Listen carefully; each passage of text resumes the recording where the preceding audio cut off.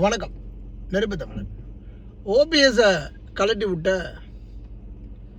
EPS மட்டுமில்லை, டிடிவியும் கூட. TTV தேனியில் நான் நிற்கிறேன், நீங்கள் தேனியில் நிற்க வேண்டாம், நீங்கள் அப்படியே அந்த பக்கம் மாற்றிக்கங்க, ராமநாதபுரம் பக்கம் அப்படின்னு சொன்னதுனால மாற்றிக்கிட்டார். தேனியில் நின்றுருந்தாருன்னா இன்றைக்கு ஒரு எம்பியாகவே இருந்திருப்பார் ஓபிஎஸ். கடைசியில் டிடிவிக்காக விட்டார். அப்போ நான் ஒரு காணொலி ஒன்று பதிவு பண்ணியிருந்தேன்.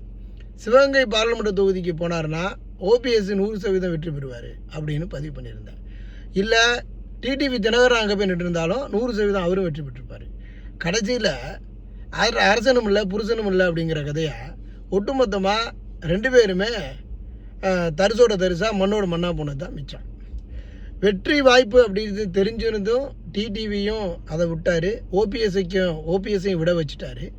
இப்போ ஓபிஎஸ் பாவம் நான் கூட்டணியில் இருக்கிறேன்னா இல்லையா அப்படின்னு தடுமாறிட்டு இருக்கிறாரு. நம்ம ஆள்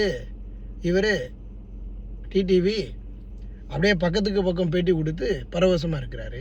இப்போ ஓபிஎஸ்ஸை கழட்டி விட்டாங்களே, ஓபிஎஸ்ஸுக்காக பேசி ஓபிஎஸ் உள்ளே கொண்டு வர வைப்போம், அந்த கூட்டணியில் இருக்கிறாரா இல்லையா அப்படின்னு பாவம் மன உளைச்சலில் இருந்து மண்டிட்டு பாக்கியம்னு எழுதி, எப்படியாவது பாக்கியம் அன்னைக்கு உங்களை பார்க்கணும் பாக்கியம் அப்படின்னு பிரதமருக்கு கடிதமாக எழுதியிருக்கிறாரு. இப்படி ஒரு நிலைக்கு தள்ளப்பட்டிருக்கக்கூடிய நம்ம ஓபிஎஸ்ஸை டிடிவி பாதுகாக்கிறது இல்லையா? அப்போ டிடிவியும் ஒரு துரோகியாகவே இருந்திருக்கிறாரா, இல்லை டிடிவியும் ஏன் இப்படி ஓபிஎஸ்ஸை வச்சு செஞ்சுட்டாரா அப்படிங்கிற ஒரு கேள்வியை கேட்போம்.